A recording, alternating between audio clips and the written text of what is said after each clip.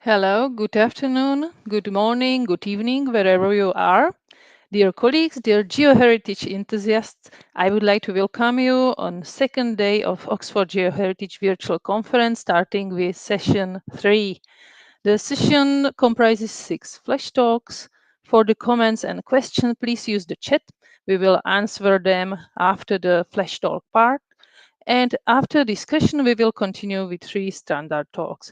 And now let's go to the first flash talk, which will be given by Benjamin Van Beek de Vries, who will talk about volcano multidiversity and multi-heritage. So Ben, the floor is yours. Why, thank you very much, Lucy. So good afternoon, good evening, or whatever to everybody.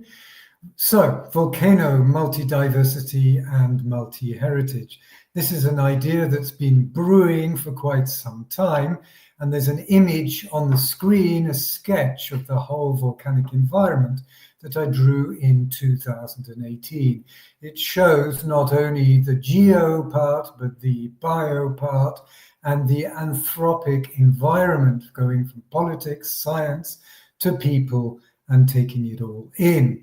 This was developed as part of a UNESCO project, Geoheritage for Resilience, has continued with a Franco-Mexican project, Building Sense in Natural Diversity, and is continuing with GeoCity, which is a CONACYT Mexico project. So let's continue. The basic question is, what is a volcano and how does it start? And this is a way we can approach this project. So the idea is that we start with an environment, and generally a biological environment with a few birds and trees and plants. And this is our surface of the earth. It may have water with fish in it. It may have beasts of different shapes and sizes. In it will have people, and people build houses, and people also have ideas, which are culture and memory. And all of this is feeding into the environment. Underneath we have soils and, of course, rocks. We mustn't forget the rocks, they're important to us. And the biosphere grows into our rocks through the soil with roots and other elements. We have fossils and perhaps dead things buried under the ground, but there's also life under the ground as well. It's probably the biggest biome mass-wise that the Earth has.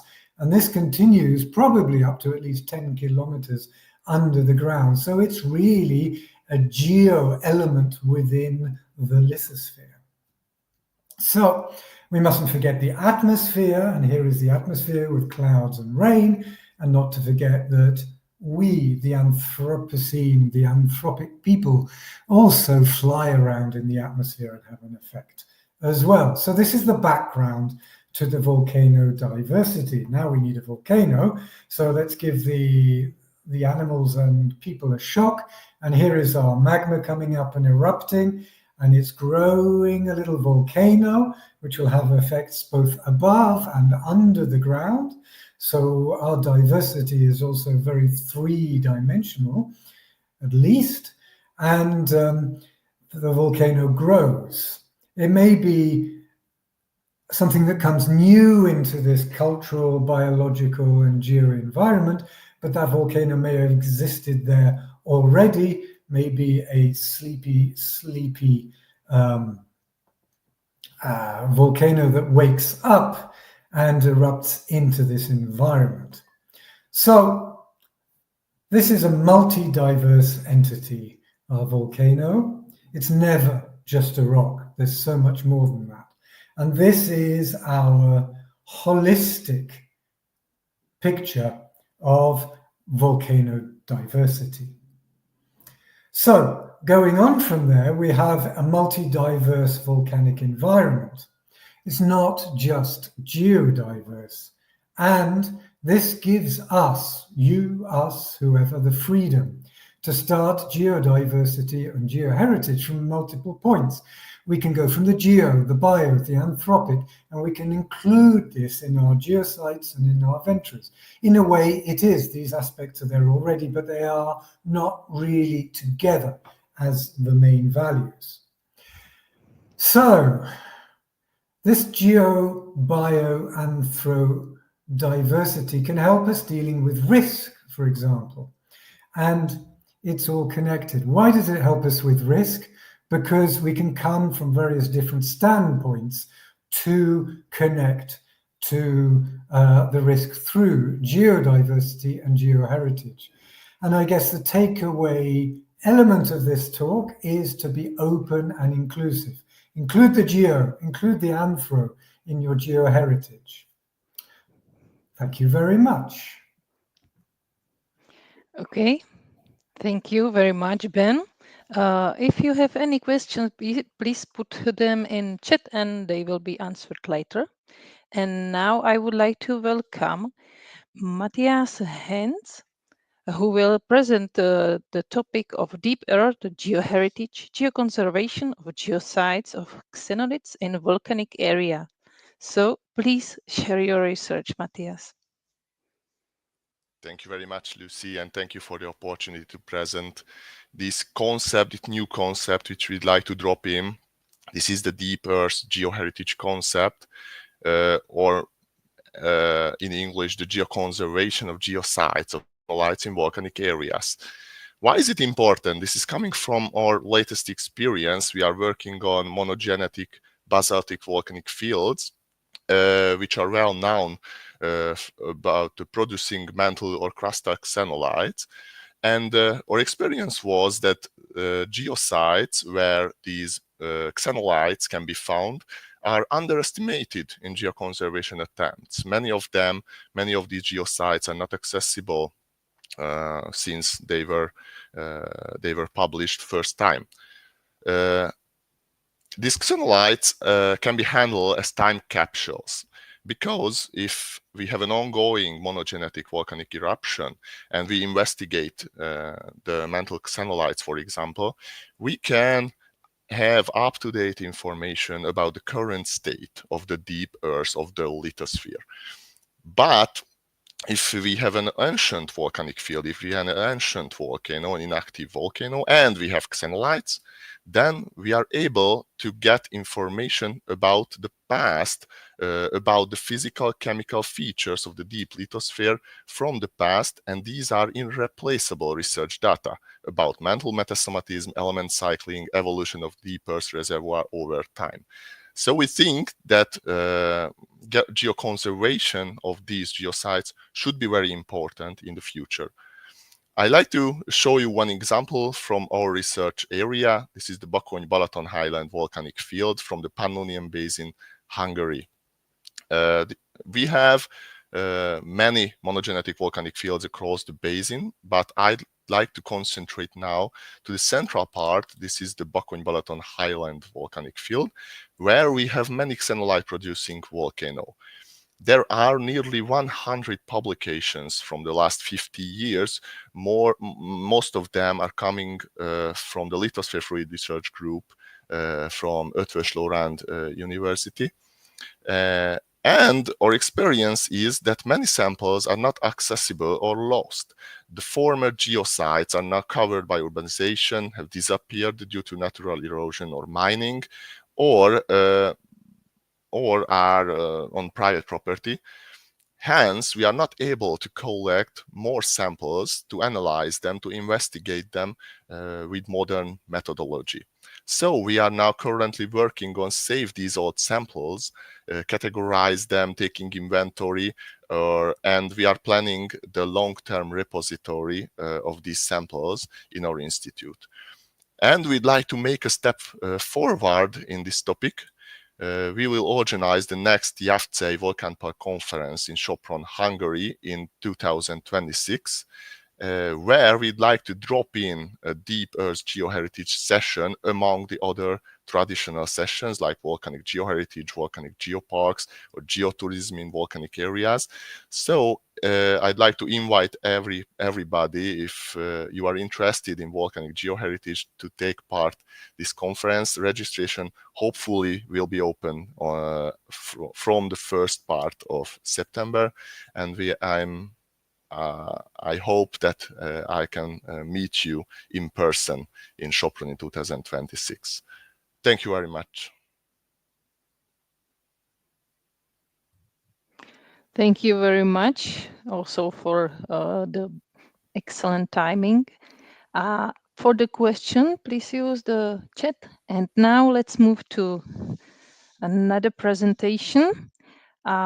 This will be given by Karoli Nemet, and his talk will be focused on basalts from the Harats of Saudi Arabia. So Karoli, the floor is yours.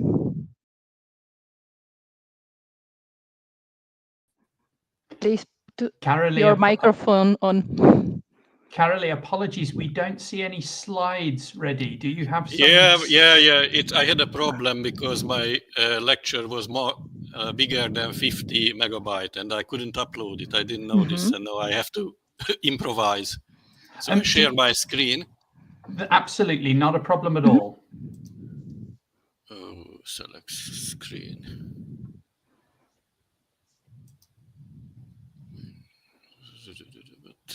This one.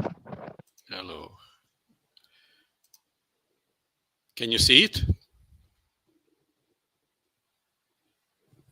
Perfect. You're ready to go. Okay, very good. Sorry for these things, but suddenly 3 problem it appeared, because also I didn't know that the template of the presentation is in Arabic and is going the other way around, not in how we used to. So I will present a short summary about the basalts as a proposed heritage stones for Saudi Arabia the first time, working together with colleagues from the Saudi Geological Survey, which made an attempt to be a national organization who somehow inventory and looking after geoheritage and heritage stone. The heritage stone concept is essentially a very new kind of and emerging concept and subject in the heritage horizon. And many nations, of course, those ones which had a very strong traditional built environment research, like India or most of the European countries, are very strong in this subject. And very recently, namely essentially just in the last 2 years, focus was going on to looking at what the Arabian Peninsula, especially Saudi Arabia, can offer in these aspects. One of the very important things to understand the Saudi Arabian and the Arabian shear geology, which is very simple, that you have the Red Sea Basin, and then on the Red Sea Basin, you have younger sedimentary sequences forming the so-called Red Sea Plain, coastal plain, or Tihama in Arabic. You have the, in a center part, the remaining irregular surface of the Arabian Shield, about 700 to 600 million years old, crystalline, metamorphic, and layered rocks. While in the very far end, in the interior of the peninsula, you have the platform deposits, mostly Mesozoic, carbonatic, and siliciclastic rocks.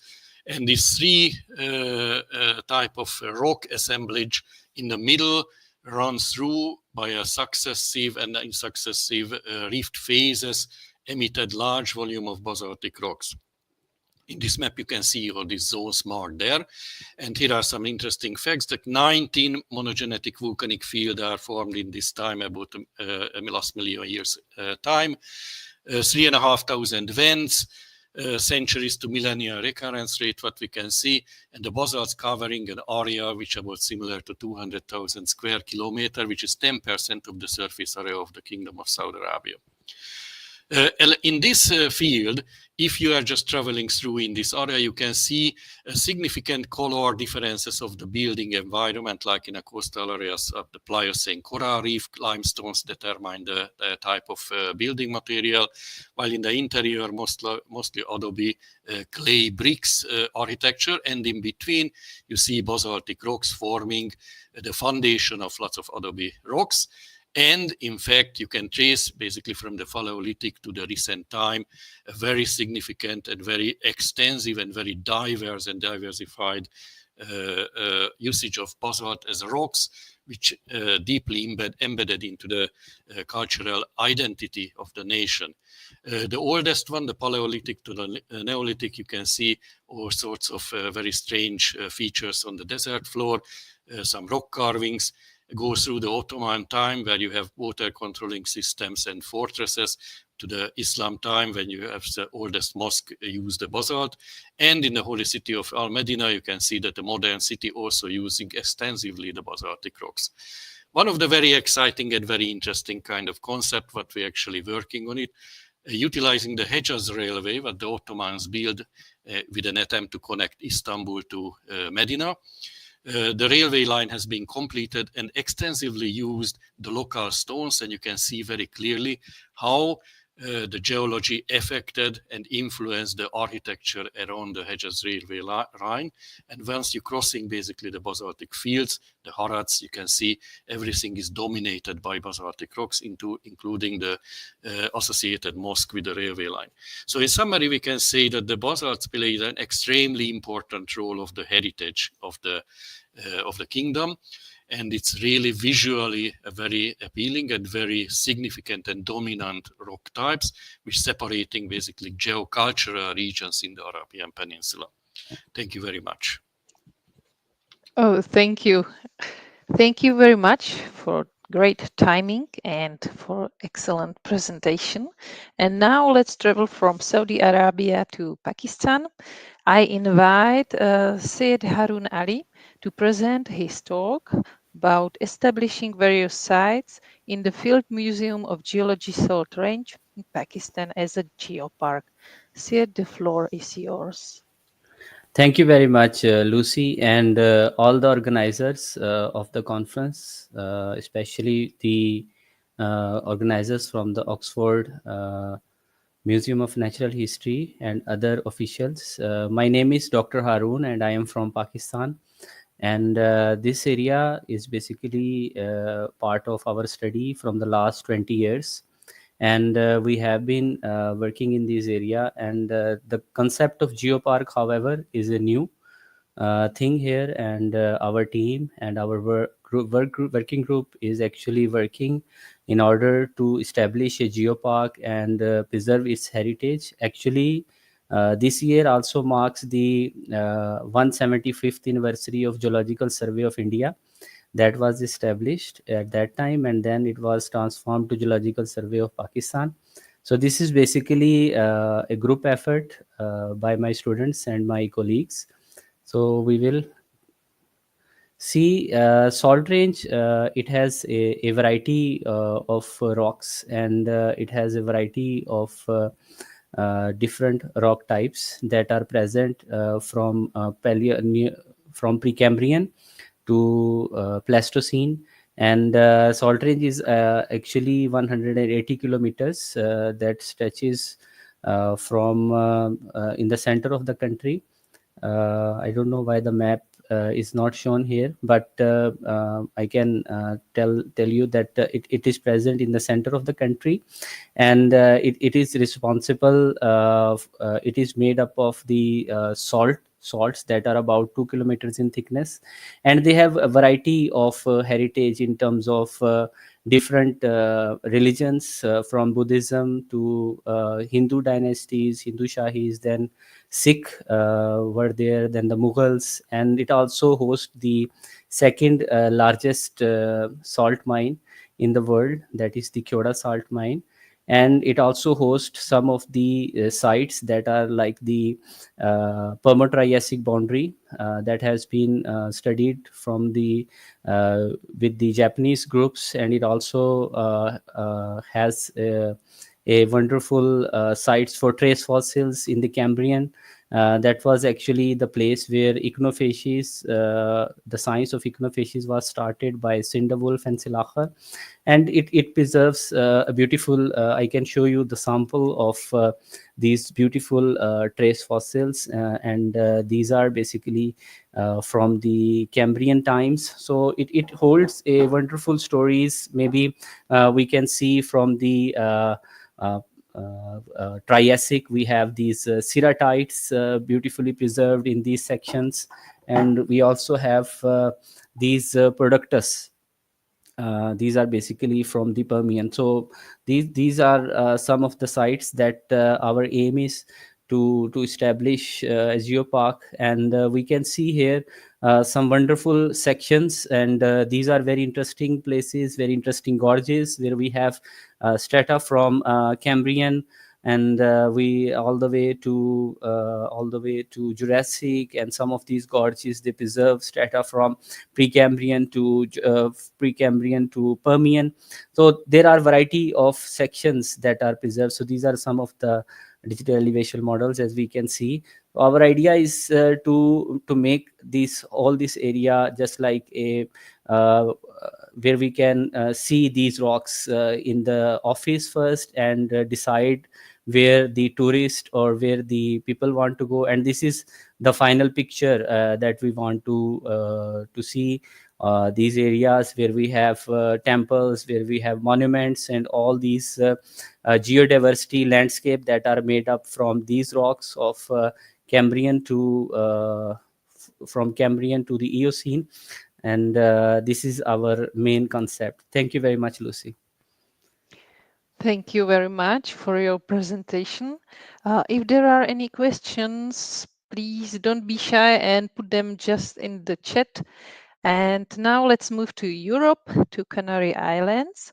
I would like to invite Ariana Testa, who will speak about volcanic heritage in small oceanic islands with an example of Hierro Global Geopark.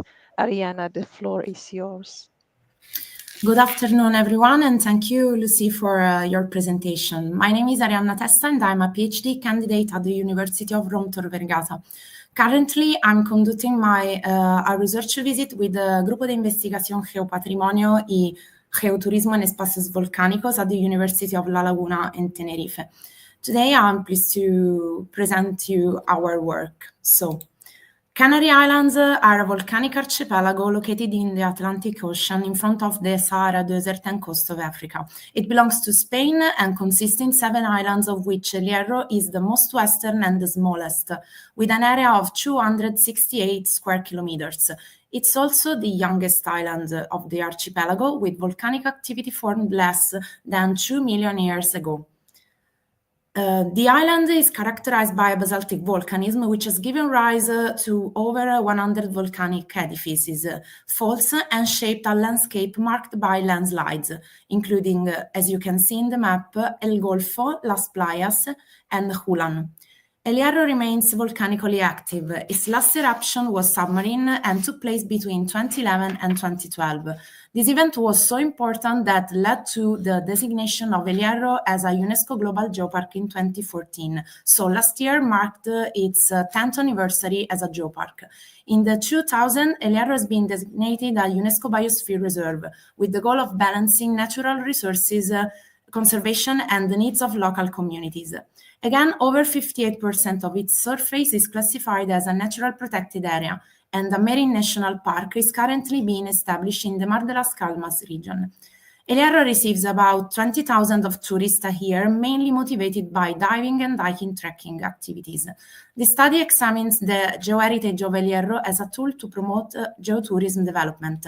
The methodology used follow a traditional approach based on a non-systematic inventory of geoheritage through the review of scientific literature, analysis of topographical and geological maps, combined with an extensive fieldwork campaign conducted during my visiting research period here.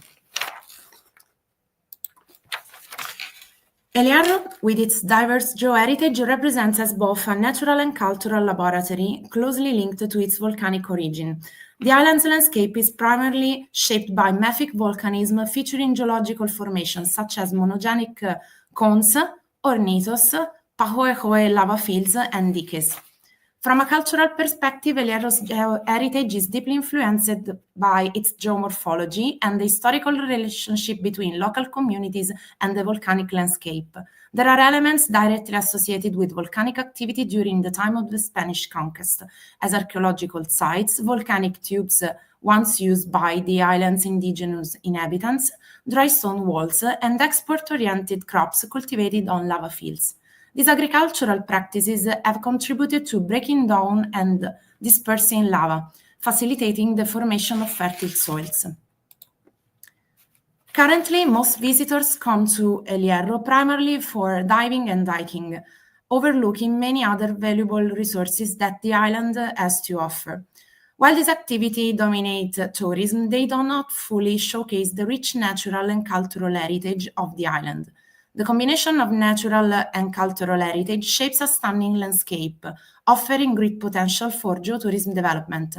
Beyond traditional outdoor activities, the island presents opportunities for religious tourism, traditional festivals, georoutes, scientific tourism, urban geotourism, and film tourism. Diversifying geotourism strategies can help highlight the full potential of El Hierro's geoheritage, transforming it into a key resource for sustainable local development. Thank you for your attention. Thank you very much for your presentation, and we will stay in Europe, and I invite Fedra Gianoglio to present her presentation about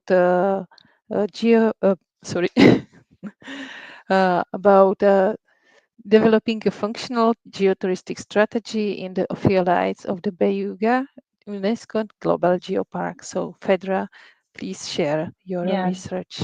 Thank you for the opportunity. Hello to everyone. I'm Fedra Gianoglio, a third-year PhD student in Earth Sciences at the University of Genova, Italy.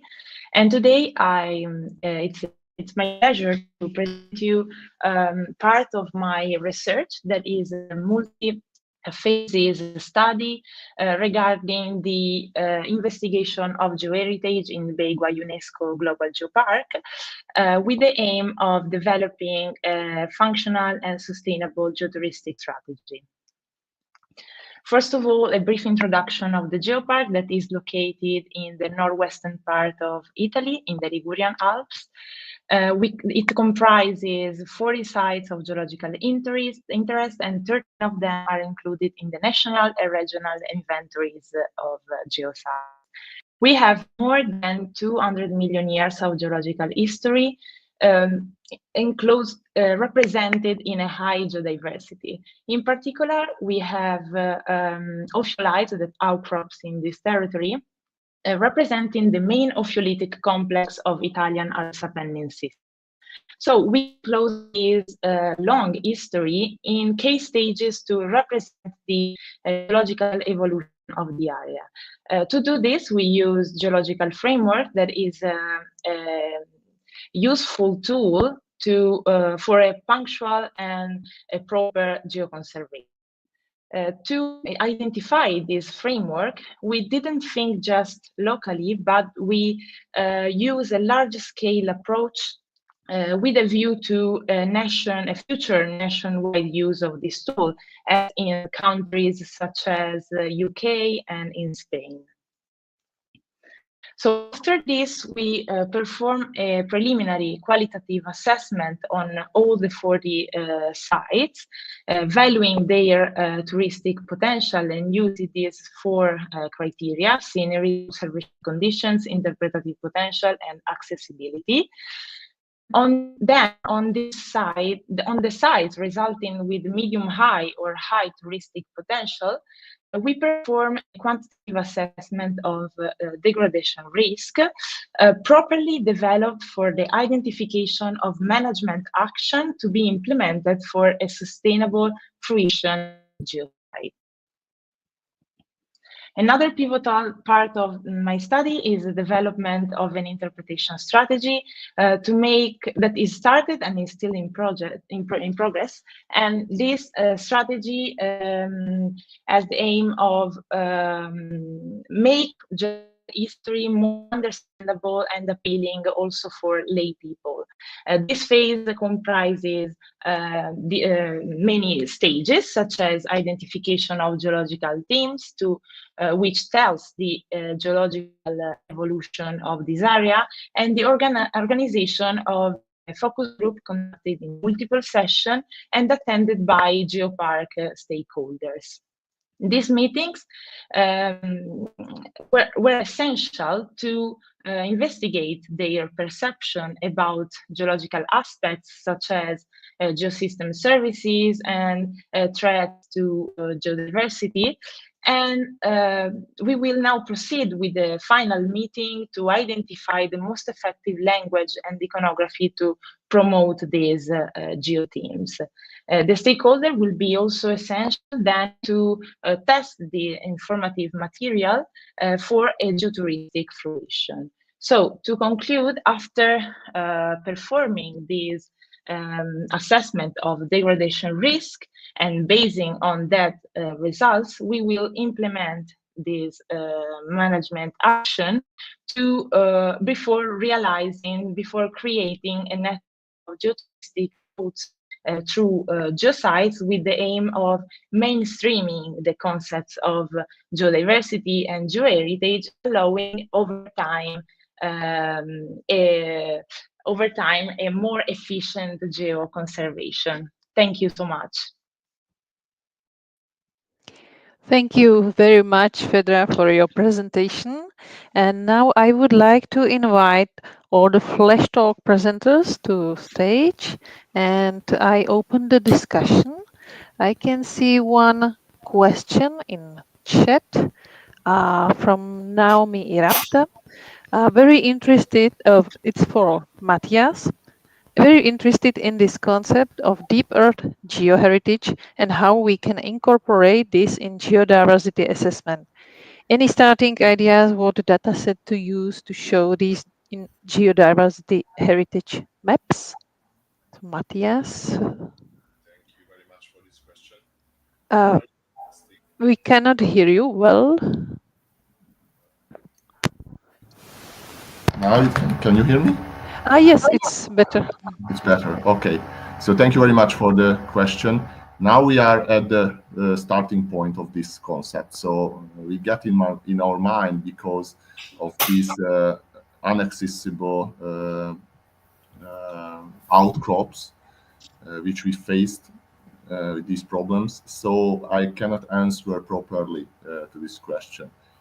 The first point has to be to map perfectly the outcrops which can provide xenolite samples in our research area in the Bakony-Balaton Highland volcanic field.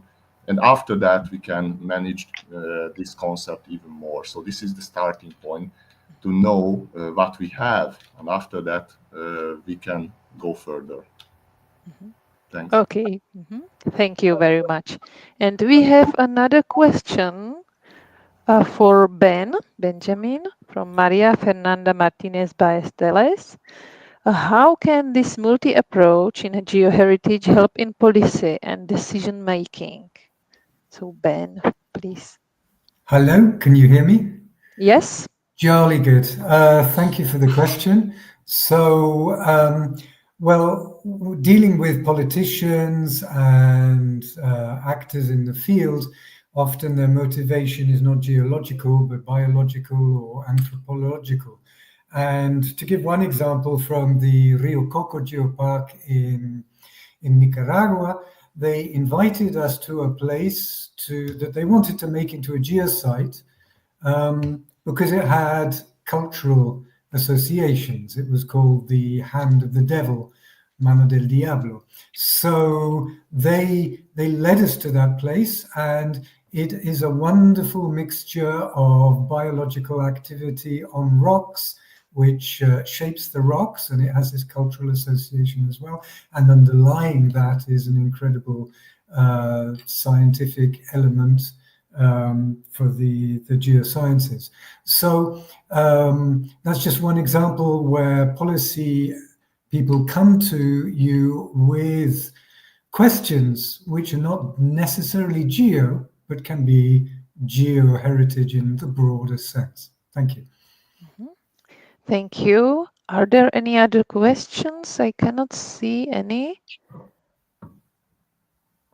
So if not, I again thank all the presenters, and now we will move to the standard talks.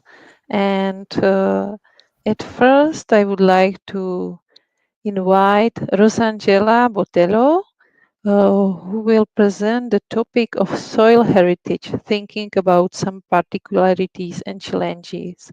I'm happy that soil heritage is also represented in Oxford Geoheritage Conference because this topic is not so well presented at all. So, Rosangela, the floor is yours if you are somewhere here. Lucy, apologies to interrupt your chairing. Rosangela is just uploading her slides. Okay.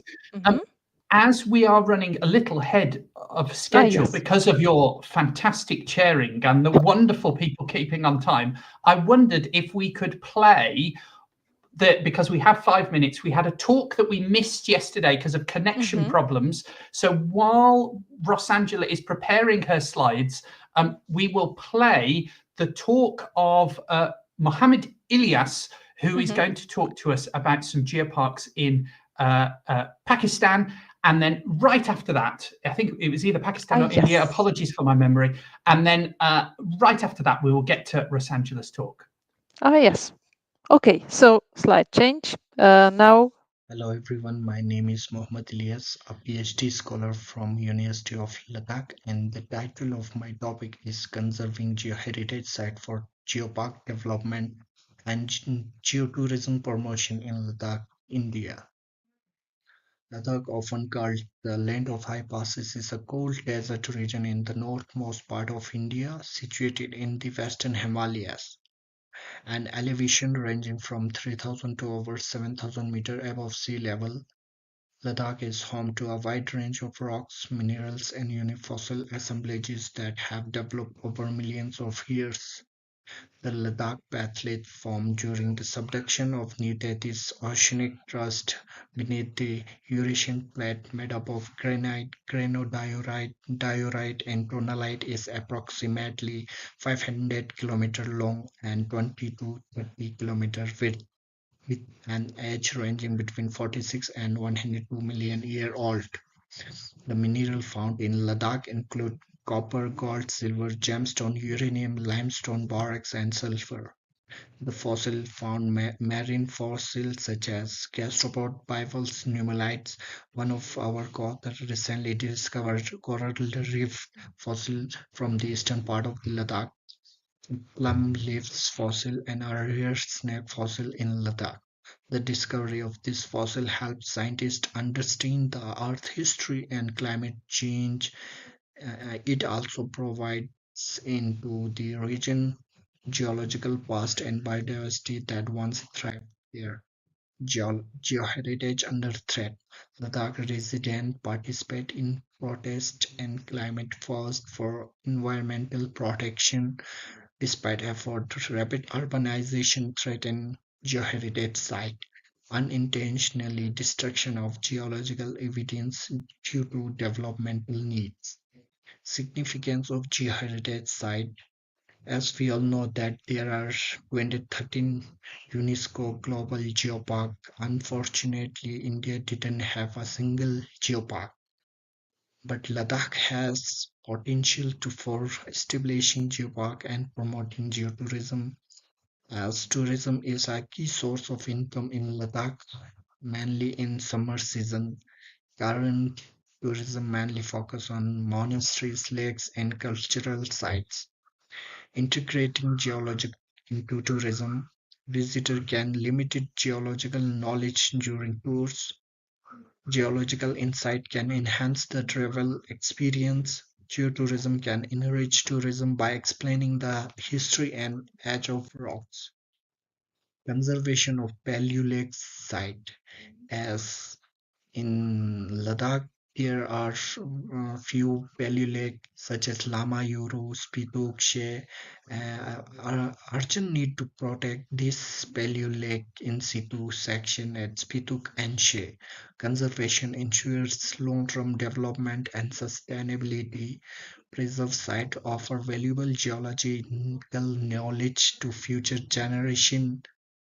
Future benefit of conservation. Geoheritage sites serve as educational resource for researcher and student.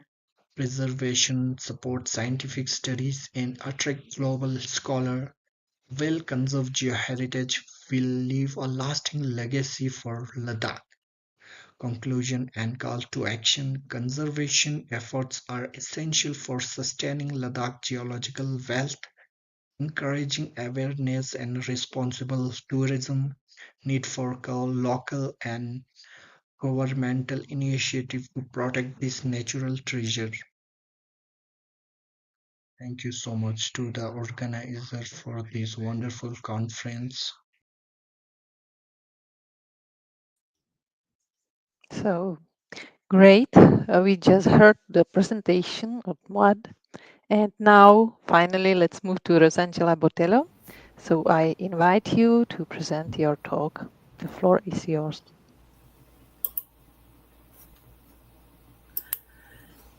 Thank you, Lisa and Jack. It's a great opportunity to be here one more time. And this event, I would like to thank the organizers and for this another opportunity to be here and talk a little bit about soil heritage. We know it's not so common. And today we are going to share with you some particularities and challenges that we have been thinking about all over these almost 10 years until now that we have been working with soil heritage. So the motivation is exactly that. We have been seeing several geoheritage inventories, and in different from different categories, scales, territorial boundaries, but unfortunately, those related to soil heritage are still few. So the object of this lecture is to identify the reasons for this scenario and to talk about some particularities and challenges of inventorying and protecting soil heritage. The procedures to that involves consults to inventories and literature on the particularities of different kinds of geoheritage and the proper experience that we had developing the principles and criteria for the inventory of soil heritage applied to Brazil and Rio de Janeiro state.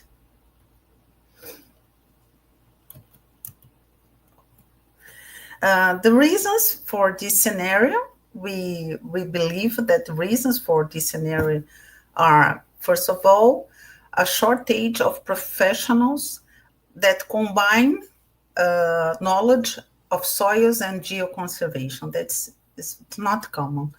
The soil scientists are not properly used with the geoconservation studies. The second reason we think that is the lack of systematic soil surveys, and mainly in national scales, and that we believe that are the starting points for inventories. The few efforts to develop methodology based on criteria harmonized with the identification of geoheritage in the sense of scientific value, but which consider the specificities of soil heritage. And at the end, the low number of discussion forums on soil heritage at scientific events on geoconservation. So this is not very common.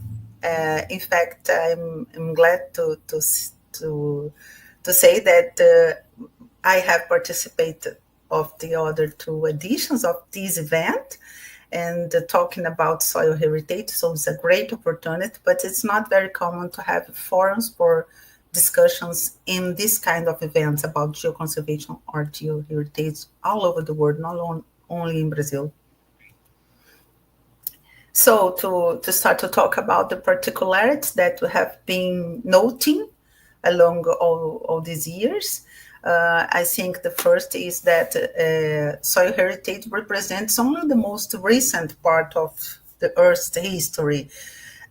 In fact, it's a recent part of the history. If the planet, if you think about, if the planet had appeared a day ago, the soils would have appeared only 2 hours ago. So it's a a small part of the whole planet history.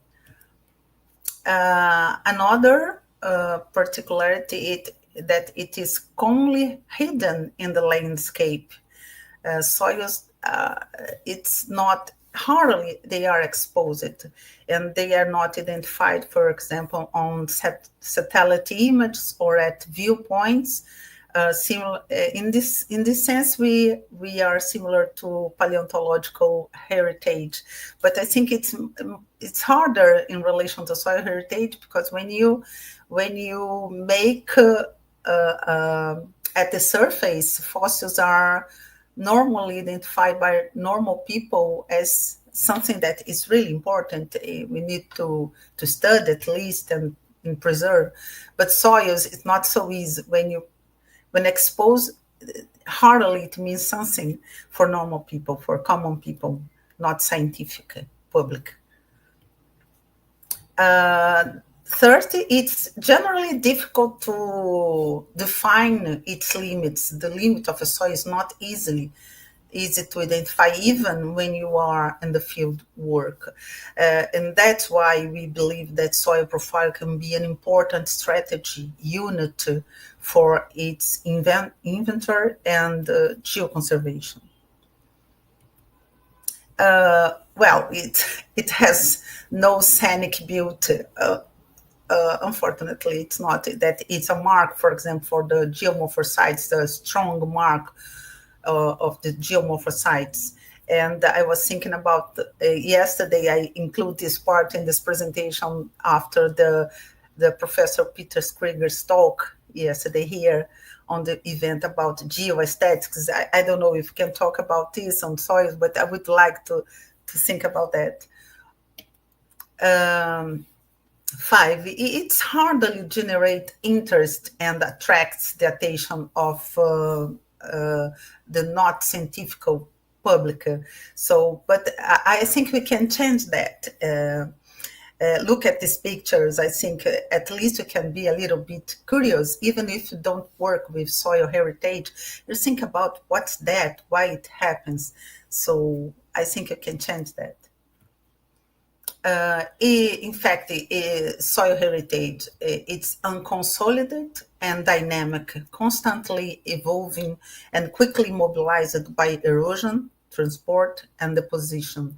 Natural process. So we have to lead with this when you start to think about conservation. And it can be easily altered physically and chemically by human activities. So agriculture, exploration, settlements. So it's really, have many traits that soils can be involved. This is very interesting. Maybe it's the great advantage. Maybe the few advantages, but it is really important that the relationship with biodiversity is very strong. Soils can contain life and sustain it, so the relation is very strong. So I think it's really an advantage, and then can use it mainly for geoconservation. Oh, this is I really believe it's another great advantage. It can be removed, sampled from its place of occurrence and preserved in collections and museums. For example, these pictures from the soil museums of Brazil in Rio de Janeiro state. So you can really sample it with structure, with its structure preserved. So you can see monoliths from soils, and you can really see all the characters that you can see at field work. So you can preserve it. In this case, it's similar to minerals, rocks, fossils, that you can see this in collections. At the end, but not less important, at least in Brazil, and I would like to maybe listen to the colleagues about their countries. In Brazil, we don't have specific protection laws for soil heritage. Of course, we don't have for soils, but we have here for speleological and paleontological heritage, for example. In terms of challenges, there are millions of challenges. In fact, I as I said, I miss a space to discuss about that. But I am glad that we can at least can do here. And the challenge in identifying and protecting soil heritage are related to its particularities, which are becoming increasingly known as inventories are carried out. The biggest challenge seems to be its protection in situ. It's somehow easier to take them from his site and take to a collection, but it's very difficult to thinking about protect soil profile in this local of occurrence. It's a challenge, a big challenge, an action that has not yet been carried out and which will certainly require innovative technical and legal strategies. Some particularities, as I have told you, can be considered vectors of strength for its protection and its interaction. For example, its interaction with biodiversity. I really believe that is a linking that we have to do. We could do. At the end, the union of soil science and geoscience, as I also have said to you, and the increase of this kind of space we are having here now for discussions on soil heritage. That is really not common. In this kind of events, geoconservation and geoheritage events, I really believe it would enhance its inventory and protection. So with that, I think you have enjoyed the presentation, and I hope to have some questions from you. Thank you so much. Thank you very much for the presentation of this interesting topic. And there is a question from Benjamin van Wyk de Vries. Could you use other forms of heritage, such as biodiversity, to promote soils more? Linking soils to what grows could make them more appreciated. Yes, we really believe that. In fact, we have already had a research about these relations. For example, we are studying some kind of plants that are specific for some kind of soils. So this is very interesting, as I have said, to make it more interesting, to make it more important, and to promote its conservation. So it's possible. We are doing that, including we are working with biologists. So I think it's really good. But it's important to say that inside the agronomic area, they don't see it exactly soil itself as a soil heritage. They have they are concerning just about the productivity of soil, and they talk about the biodiversity inside the soil in terms of production. So this is important, but we defend that soil are important because they exist and they have a great variety of soils all over the world, and it can talk about a little bit of planet history, a recent one, but they can talk about the rest of in the evolution of the landscapes and Earth. Okay. Is there any other question? If not, I would like to say just one comment that I really like the Museum of Soils, because this is a very nice presentation of soil profiles. And I don't agree with the statement you did that it has limited aesthetic aspect, because if you have profile, it's also plenty of colors and so.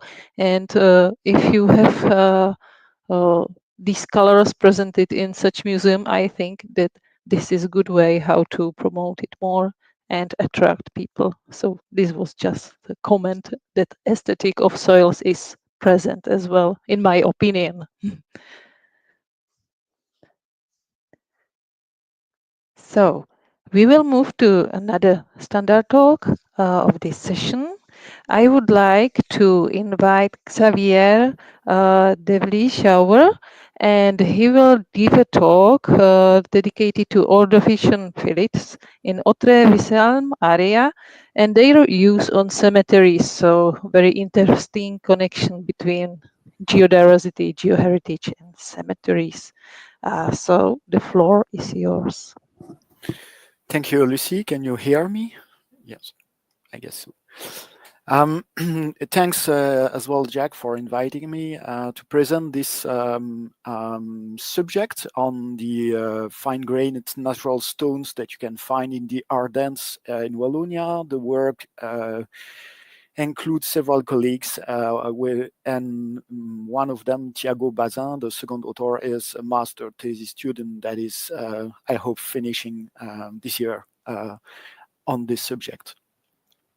The area is in Belgium, the Parc Naturel des Deux Ourthes, so in abbreviation PNDO, is located in the southeastern area of Wallonia in Belgium, close to the Grand Duchy of Luxembourg, as you can see in the greenish color. The natural park contains 6 municipalities, from Gouvy to the east, going through different municipalities, and Denville on the west. The park has 76,000 hectares.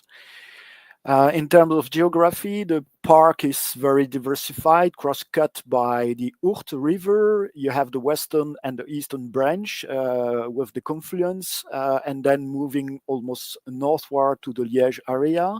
As you can see, I put 3 images to have an idea of the landscape. The one is the high fence area where we are above 550 meters, which is really high for Belgium. The second image is on the plateau with the Ourthe River and the meanders in the forefront. This picture is taken from my home where I am living actually. And the third is on the plateau surrounded by forest area. So you can see that it's a very diversified landscape. In terms of geology, where are we? The Walloon area is divided in different, let's say, objects. The south is the Ardennes alloctone, not in place, thrusted towards the north, and the Midi thrust fault is the limit, with the Brabant para-autochtone rocks that have been compressed, folded by the Ardennes alloctone, and folded against the Brabant Massif, or what we called also the London Brabant Massif, which is the basement for most of the Belgium and the north side of Belgium. In the Ardennes alloctone, you can find in let's say purple several old basement, the Rocroi in Lier, the Givon in Lier, the Serpent in Lier, and the Stavelot-Venn Massif, which is the area where we will discuss a bit more later. In terms of geology, you can see the Ardennes alloctone is subdivided in the Middle Upper Devonian and Carboniferous rocks on the north, let's say. The other part is the Lower Devonian rocks, and as you can see on the north eastern side, you have the Cambro-Ordovician rocks of the Stavelot-Venn in Lier, where we will discuss a bit more. The Stavelot-Venn is a old cratonic area with Cambro-Ordovician rocks. Let's say that the core of the Stavelot in Lear is in blue, and it corresponds to the Cambrian rocks, and the border of the Stavelot vein in Lear contains the greenish rocks, which are Ordovician in age. As you can see on the stratigraphic scheme, this in pink, you can see those rocks that belongs to the Salm group with 3 different formations, the Jalais, Autré, and Bien formation from base to top. And it corresponds to lower Ordovician essentially. In terms of more details, the slates, we have 2 types of slates. The purple slate here that you can see are from the Les Plates member in the Autré formation. They are also visible in the member below, the Meuville member. They have this purple color because it contains manganese oxide in it, but also, as you can see, you have whitish or yellowish bands or veins that contains the cuticle, the Belgian famous cuticle, which is used for sharpening blades. It's an active quarry here, and you can still see the other member of the Autré formation. The other slates are gray to dark gray, black slates. They are belonging to the Salm Chateau or the Spa member. They have a very different aspect as the purple ones were very massive, let's say, very strong, very compact. Here you can more easily see the slate cleavage. You can see that it can be very easily altered by weathering and climate change. So in the landscape of the natural park, those slates are used in buildings for many aspects. For example, in the houses, they were used for window lintels or door frames, but of course also as stone crosses that you can find either in village, either in the landscape itself, in the forest area or along walkways. It can be associated also with chapels, etc. So there are many and plenty usage for internal and outside the houses in those areas. They were also used as a stone cross itself.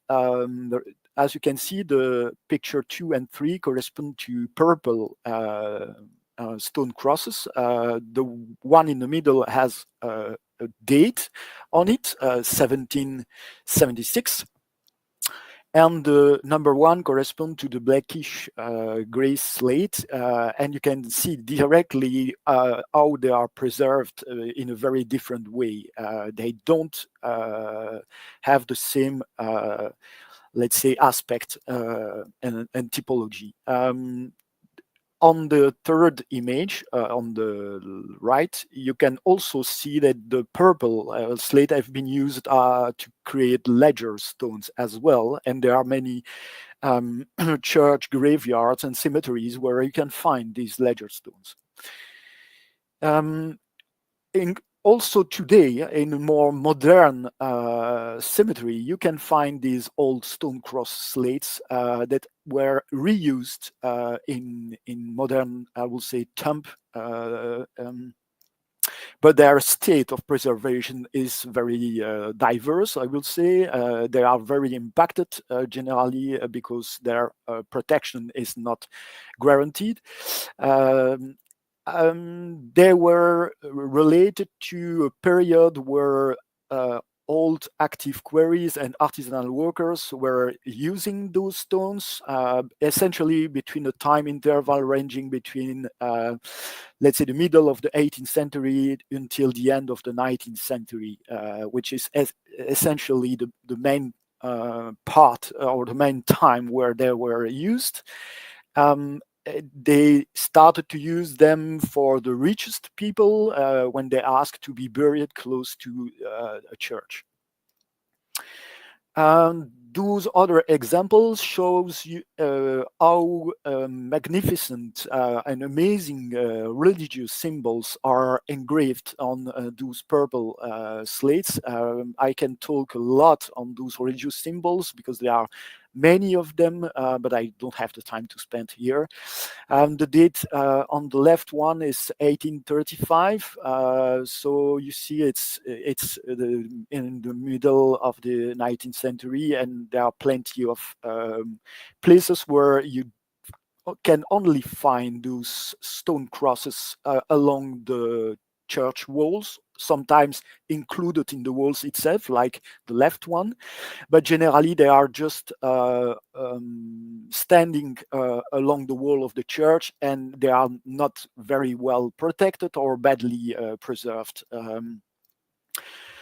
So the project starts with those aspects about these rocks, and I was always tempted to make a link between what we call geodiversity, because this is one of the aspect of the master thesis of the student Hierro that is working on it, is to explain and estimate the geodiversity in the different cemeteries that he has to study in this area.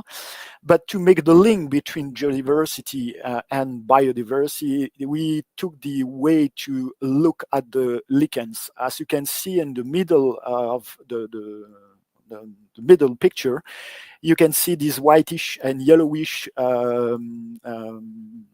let's say, mark that are lichens, so Stachycolous lichens. So we started to look as well to the lichens to make the link between the two elements, the geodiversity and the biodiversity. And if you look in some cemeteries, the slaty stones are sometimes very covered by a lot of lichens, as the one that you can see here, Xanthoparmelia conspersa, which has the advantage to be also a bio-monitoring species, to estimate, let's say, the air quality and the atmosphere pollution of the surroundings. And we decided to start looking a bit more to these aspects inside the master thesis. How to do that? We collect the lichen itself. The lichen is attached by roots on the rocks, but they don't they grow on the rocks, but they don't feed with the rocks. They just collect what is in the atmosphere. So the idea is to test the geochemistry, the trace elements, and the rare earth elements inside the lichen and in the rocks to determine how they are different. And on top of this, we are using isotope geochemistry to trace with lead isotope the pollution and the source of the pollution. Zinc isotopes are also planned and will come further. In terms of geodiversity, this is the idea to handle it. It's coming from another publication made by Serrano et al. In 2009 related to, let's say, geomorphological site. And the idea is to use that equation to calculate the geodiversity index with this equation using the number of physical elements, which are essentially, to simplify, let's say, lithologies and the different type of grave elements, the coefficients or the number of funeral elements that is present in the cemetery, and then the surface is very easily determined by cadastral parcels that we receive from the municipality in square meters. So then we are developing this geodiversity index to compare different cemeteries, old ones, modern ones, etc., because you are all aware that that the geodiversity is increasing through time by having now rocks or stones coming from everywhere in the world. And to conclude, I will just put an emphasis on two aspects. The one is that I do believe that this stone, this slaty stone, can be of interest for a geoheritage approach and can be recognized if we submit a proposal as IUG as heritage stone. On the other aspect, cemeteries and remarkable cemeteries that are under study right now will be defined as geosite and will be included in a geo road crossing the natural park through the help of an Interreg, a European funding project where the natural park is inserted and with other natural parks in Wallonia, Grand Duchy of Luxembourg, and France-Lorraine. And the work is just started last year, and we have 3 years to move forward and to, I think, attract the citizens, but also the tourists by showing them stories in cemeteries and other sites. I would like to thank you. And by this slide, I would like just to present a ledger stone where there is an amazing and stunning religious symbols crafted by artists on this slate slab. Thank you so much. Thank you so much for this presentation. I cannot see any question, but I have one. Do you have any information about the time scale, how the lichens can destroy or affect significantly this geocultural heritage? For example, I don't know, the 3 growth years, 10 years, 100 years. The growth of lichens is very dependent on species, but let's say a few millimeters per year.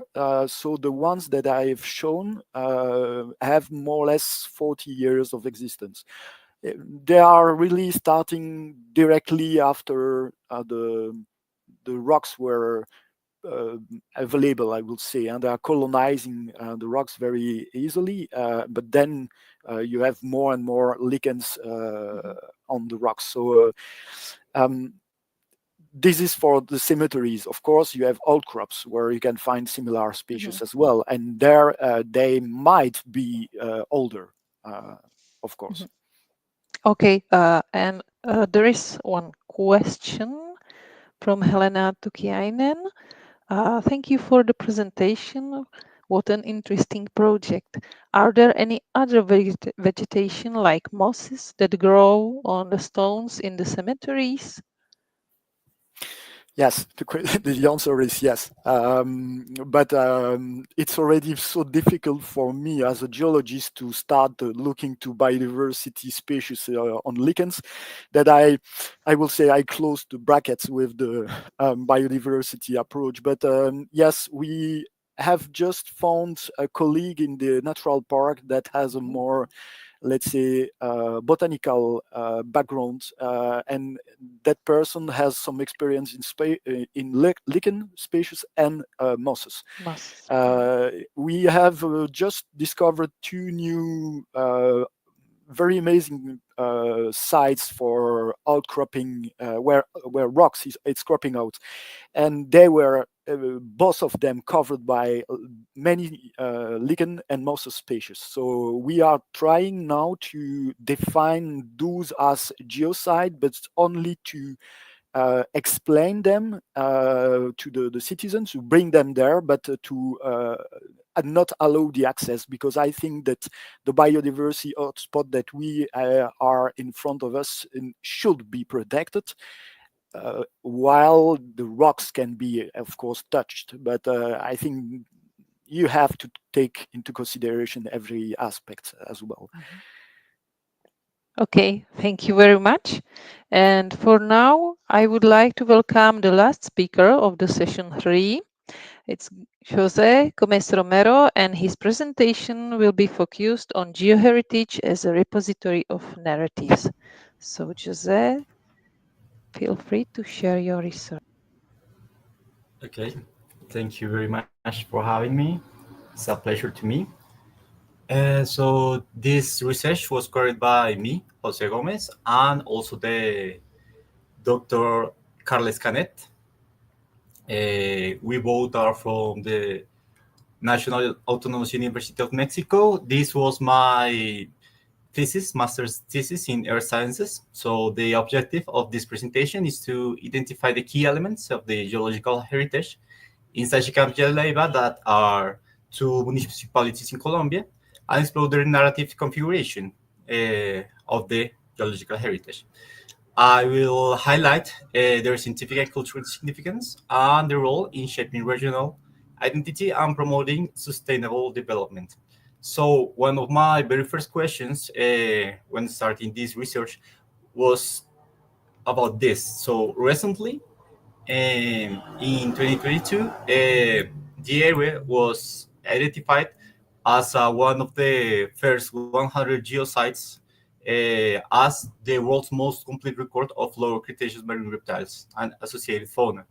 But if we go back to 1853, the narratives or the scientific idea that we had of the landscape was very different. This is like the very first part of test that I can find, and it's in Spanish, but mainly what is talking is that there is a lot of ammonites that they are perfect, that they are super beauty, and how do we go from this to this? So the study area is in Colombia, that is in the northwest part of South America, and in the east of the Andes here in Colombia. So the municipalities are this: Sachica in the south and Villa de Leyva in the north. Let's move. This is which type of rocks we have there. Mainly we have sedimentary rocks from the lower Cretaceous up to recent nowadays with deposits. Let's move here. So here a little disclaimer about how I understand geological heritage. As my intention is not to add another meaning, another posture about geoheritage, but to see as a set of geodiversity elements with unique characteristics creates differential values that society appreciates. Also, I think that geological heritage represents a conscious and systematic selection of geological elements and sites which are identified, valued, and protected by designating them as a heritage. This, for me, is important in order to set the geoheritage or the designation of heritage of elements of the geodiversity as action that had an intention. It's not random. Then this is my methodology that was first to search about documents that talk to me about how the scientific narrative was built. So I used the search formula. I found 2,500 records that I had to review, and then before distillating or identifying the most important, I built a corpus of 161 documents, and I categorized those texts in these categories. So like title, year of publication, type of publication, language, authors, then which was the main geological interest, which was the secondary geological interest, which was the main value that the authors present about certain element of the geodiversity of the area. And also I record this sort of quotes of, for example, people telling that there are perfect ammonites. So I record these quotes of perfect ammonites. Or, for example, these recent quotes of the Ukes that tell that is one of the most important sites in order to understand the marine reptiles of the lower Cretaceous. This in order to identify how the narratives, how this way to tell to the authors about these key elements of the geodiversity were changing or not along the time. Also, I implement these semi-structured interviews to some protectors of and promoters of the geological heritage in the study area. And this was in order to record not only the narratives, the point of view of the scientific society, but also of some key actors of the area. So I use Python, Atlas T, and Orange data mining in order to process and analyze these qualitative and quantitative data. And this is, for example, the first graph that I had that is related with the title. This word cloud tell me about the where these investigations were happening, the name of the municipalities, but also, for example, Cretaceous, that is going to be the rocks from the Cretaceous are going to be the most important rocks in the area. Also, we can see here lower, that is related with lower Cretaceous. So here you can start to see that that statement of the Ukes that recently was identified and was identified as one of the very first 100 global geosites come from these investigations and the intentions and the work of these people. Let's start with this main geological interest along the time. So we can see how the publications, the text increase over the time. And also the main geological interest start to focus in paleontológico in Spanish or paleontology in English. It was not always in like that. So, for example, here before the 90s, we can see that paleontology was not the main focus, but sedimentology. We can relate this interest, sedimentology and paleontology, in order to understand better the basin and how these fossils, where are the context of living of those fossils. But there was not always that the paleontology was the most important topic. Also, the level of relevance, that we can see that over the time, the confidence of the authors in order to express or to expose that the relevance, the international relevance of the elements present in the area of study was increased over the time. The authors, so this is in order to present that, for example, these narratives, this understanding of the landscape and of the geodiversity was built as a team from at least 202 different authors, where the main 10 authors have the 1/4 of the publications. This in order to present where do these discourses come from, and I was able to identify 20 different countries. This is in order also to say that our understanding of this place, of these elements of the geodiversity of these two municipalities in Colombia, are not of interest just of Colombians or institutions of Colombia, but from at least 20 different countries. This implies not also the time of the research, but also other capitals, such as economic capital, social capital, cultural capital, symbolic capital. this graph is in order to present how these key concepts in terms of the geological heritage field was presented over the time. So in this case, we can see that, for example, Lagerstätte was present in the very first time in the 1999, and I was able to find that this was like the very first occurrence relating a concept that set us the expectation of conservation.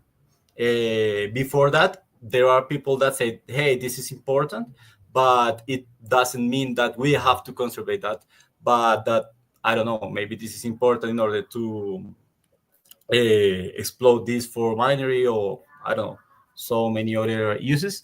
But the statements about conservation start in the 1999. Then with these quotes that I just mentioned you before, I built these workloads that refer to noun, subject, and predicate. So I'm going to go very fast with this. So we can see that in this first time we have some marine reptiles, and that they are falling, they are speaking about those fossils, about there was complete, that they were good, that they were okay, that they were interesting, important. And then if we move to the most recent period of time, we can see that they are talking about the fossils, the formation, specifically the Baja Formation, and that are the most complete, that are new, this regarding new species and new taxa that were identified there. And this is a way that I used to present how these narratives change along the time. Then the principal key points, the main key points about the interviews was about the importance of geological and paleontological heritage, challenges in conservation, sustainable development, education and awareness, collaboration and communication, water management, scientific research, proposals for the future. This from these protectors of the geoheritage in the area, but there are also other narratives that present, for example, people that are dreams with fossils, marine reptiles that talk to them, and instructing them to found their carcasses, for example. And there is like another field, another area to research regarding those relations with culture and with the people that live there. This statement of the UX, this identification of one of the 100 first geological geosites in the world. I here also present how, for example, this research of Quintero Marin 2022 present like a sort of inventory in the area, and I link this to the way that the main geological interest change all the time. So you can see here that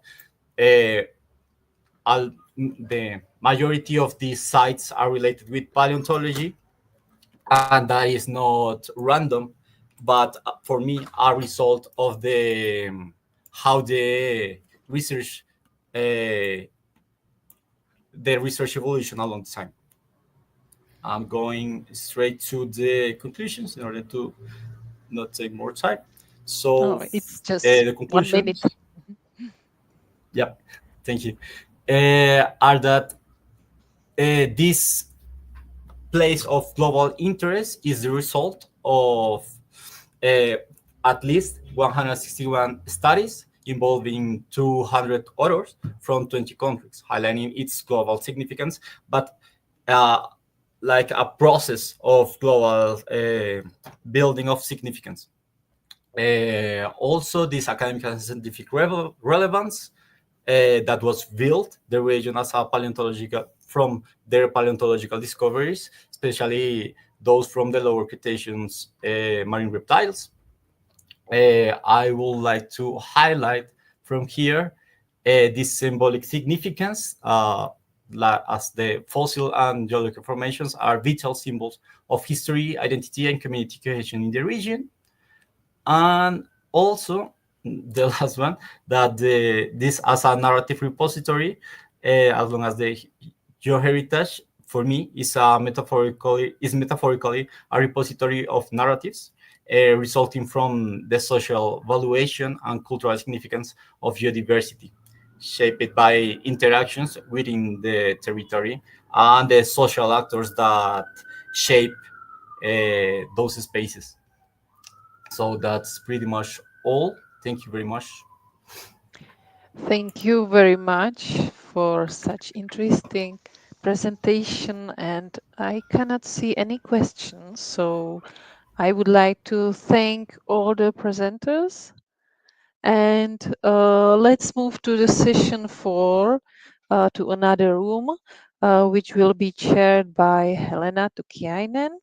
And so I close the session, and we have like 5-minute breaks before the session 4. See you. Thank you. Have a nice day.